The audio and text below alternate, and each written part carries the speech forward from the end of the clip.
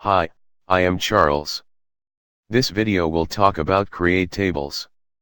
Let's get started.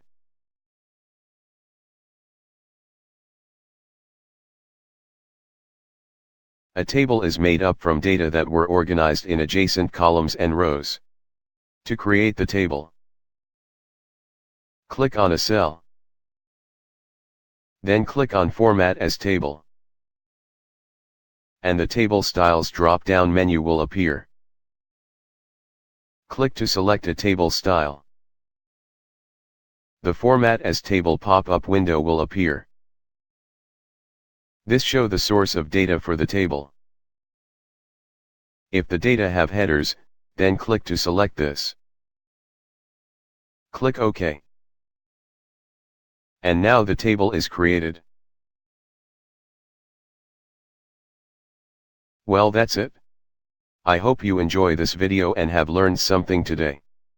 Thanks for watching.